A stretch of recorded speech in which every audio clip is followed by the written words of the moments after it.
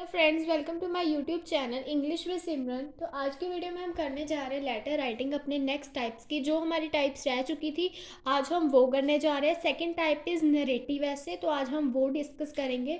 तो video start करने से पहले मेरी एक रिक्वेस्ट है कि अगर आपने लेटर राइटिंग ऐसे राइटिंग की प्रीवियस वीडियो नहीं देखी है तो वो ज़रूर चेकआउट कीजिए, ताकि आपको टाइप्स पहले पता चले कि ऐसे होते कितने टाइप्स के हैं and how we can write it. ठीक है, तो अगर आपको वीडियो अच्छी लगती है तो प्लीज़ मेरी वीडियो को लाइक कीजिए। अगर आप मेरे चैनल पे पहली बार आए तो मेरे चैनल को सब्सक्राइब कीजिए and don't forget to click the bell icon, और मेरी वीडियो को ज़्यादा से ज़्यादा शेयर कीजिए।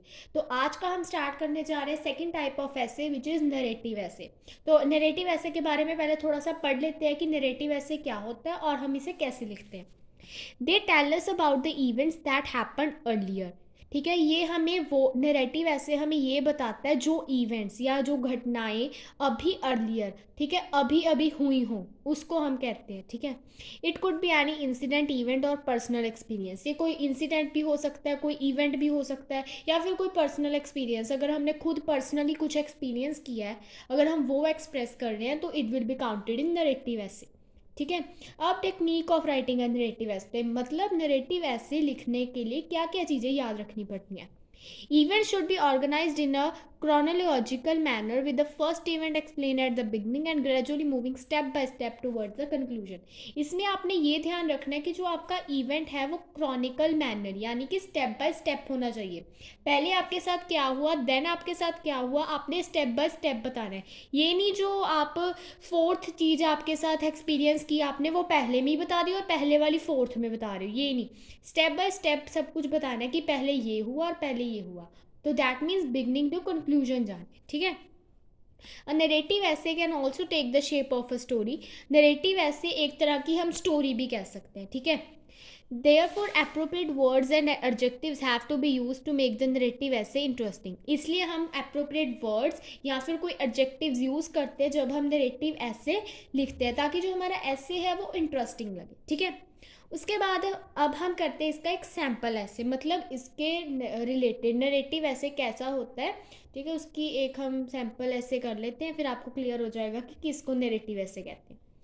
तो इसका टॉपिक है एन अनफॉरगेटेबल मूवमेंट, मतलब ना भूलने लायक मूवमेंट। जो में हमारे साथ कुछ ऐसा हो जाता है जिसको हम भूल, जितना मर्जी कोशिश कर ले कि हम भूलना चाहते हैं, but that will be not forgotten. ठीक है, तो वो एक्सपीरियंस इसमें शेयर किया हुआ है। तो पढ़ते हैं क्या एक्सपीरियंस है।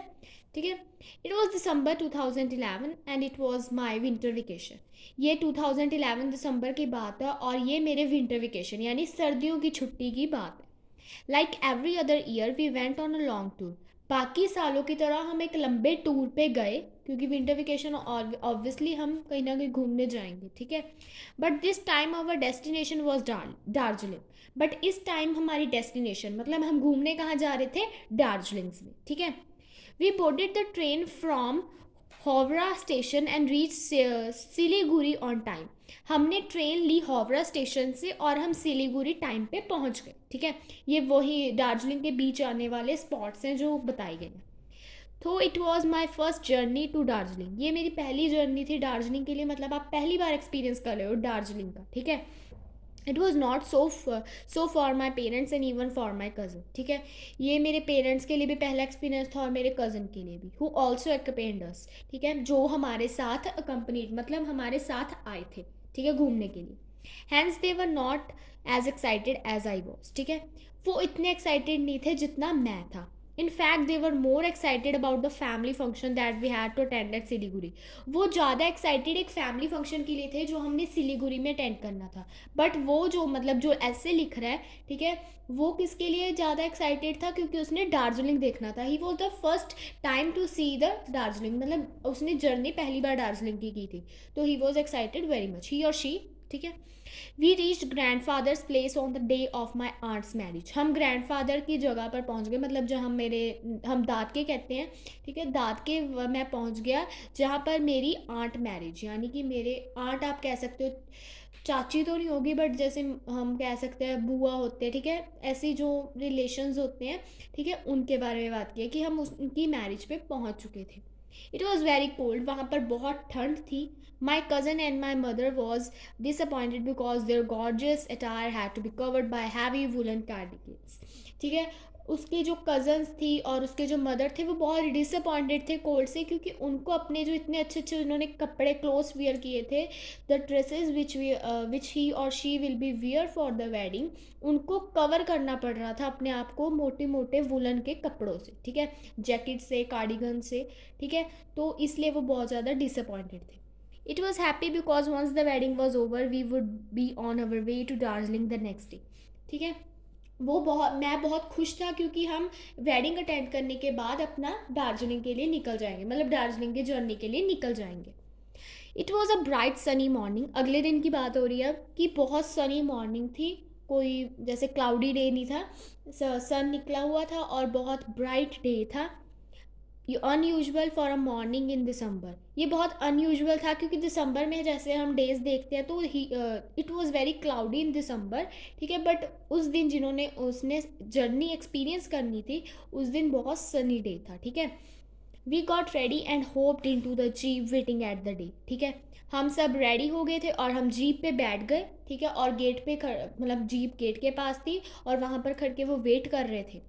As we began our ride, a cold wind started blowing and though the wind really pinched, I did not mind, ठीक है। जैसे ही हमने अपनी राइड ये जैसे मतलब हमने जीप स्टार्ट की, हमने चलना स्टार्ट किया तो बहुत ठंडी हवा, कोल्ड विंड चलनी शुरू हो गई, ठीक है। एंड थो द विंड रियली पिंच्ड, और जो ठंड थी जैसे हम कहते हैं ना एकदम से आके बचती है, ठीक है, वैसे वो पिंच कर रही थी हमें, ठीक है। और जो बट मैंने उसका ध्यान नहीं दिया क्योंकि I was very excited to experience the journey of Darjeeling, वो बहुत एक्साइटेड था कि मैंने तो दार्जिलिंग देखने जाना है, तो उसने इन चीज़ों को निगलेक्ट कर दिया, मतलब देखा ही नहीं, इग्नोर कर दिया। Our jeep went up the mountains and then took several turns, हमारी जो जीप थी वो माउंटेन्स पे चढ़ गई और उसने बहुत सारे टर्न्स लिए, क्योंकि आपको पता है माउंटेन्स होता है रॉकी एरिया, तो उसके लिए काफ़ी सारे टर्न्स उन्होंने लिए, ठीक है। देन उसके बाद the temperature dipped more and more as we went up and we struggle close to each other for warmth, जैसे ही हम ऊपर जाते जा रहे थे माउंटेन्स के जो टेम्परेचर था वो और ज़्यादा बढ़ता जा रहा था और हम एक दूसरे के क्लोज आ रहे थे, ताकि जैसे हम इकट्ठे होकर बैठते हैं जब, तो हमें क्या मिलती है, गर्माहट मिलती है। वो सब इकट्ठे होकर बैठ रहे थे जीप में ताकि उनको क्या मिले, वार्मथ मिले, गर्माहट मिले। उसके बाद the view outside was marvellous, जो बाहर का व्यू था, बाहर का नज़ारा था वो मार्वलस, बहुत ज़्यादा अच्छा था, ठीक है। We could see tea plantations on both sides of the narrow road and some people were busy plucking tea leaves, हमने देखा कि जो टी प्लांटेशंस है दोनों साइड्स, जो नैरो रोड मतलब माउंटेन्स का तो आपको पता ही बहुत पतली सी सड़क होती है, उसके दोनों साइड्स पे क्या थे, टी प्लांटेशंस, मतलब वहाँ पर चाय की खेती हुई थी और कुछ लोग थे जो वो टी लीव्स प्लग कर रहे थे, ठीक है। My cousins and I asked the driver to stop the car at several places and we clicked photographs amidst the green forest. जो मेरे cousins थे और हमने सब ने ड्राइवर को कहा कि कुछ जगह पर आप स्टॉप कर लेना जीप को, ताकि हम जो फोटोग्राफ्स है वो क्लिक कर सकें और जो ग्रीन फॉरेस्ट है उसकी ग्रीनरी को हम अपने साथ कैप्चर करके ले चलें, ठीक है। When we reach Darjeeling it was past noon, जब हम दार्जिलिंग पहुंचे तो दोपहर के 12 बज चुके थे, ठीक है।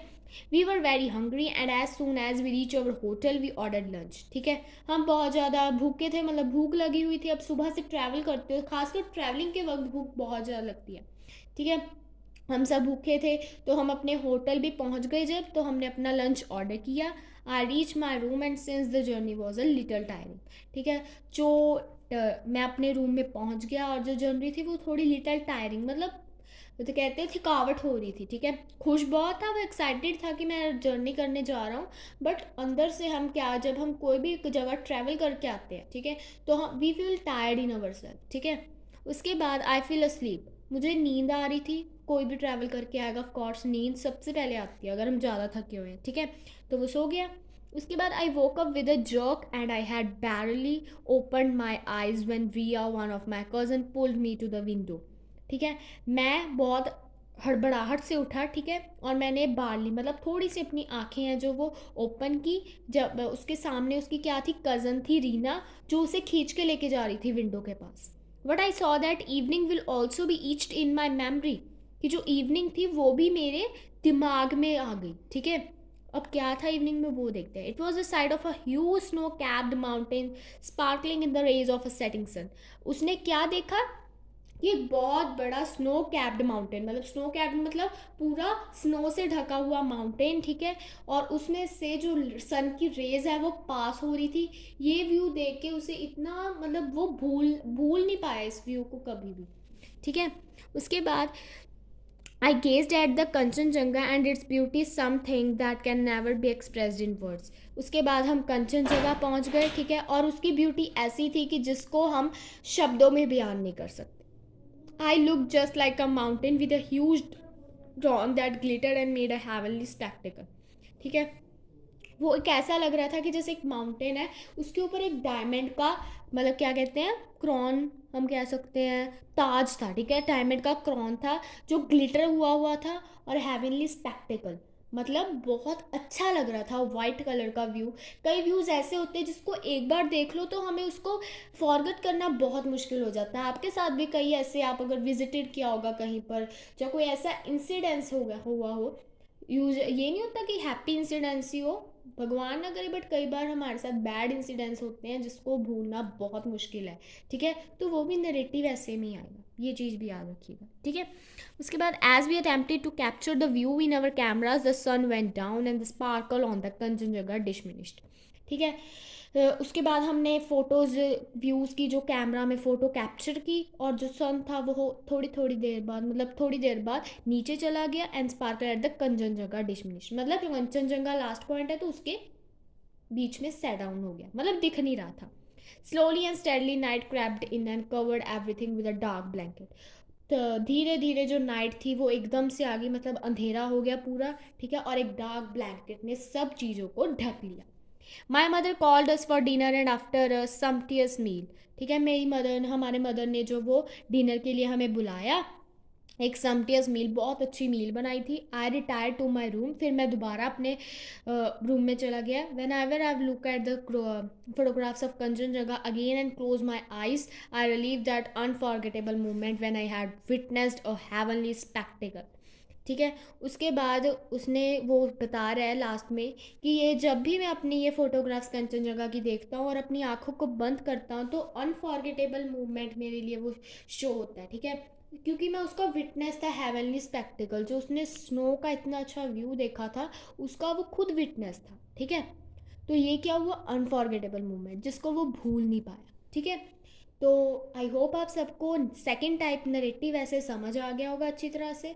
तो आज की वीडियो में बस इतना ही। अगर आपको वीडियो अच्छी लगी तो प्लीज़ मेरी वीडियो को लाइक कीजिए। अगर आप मेरे चैनल पे पहली बार आए हैं तो मेरे चैनल को सब्सक्राइब कीजिए and don't forget to click the bell icon, और मेरी वीडियो को ज़्यादा से ज़्यादा शेयर कीजिए। तब तक के लिए बाय बाय।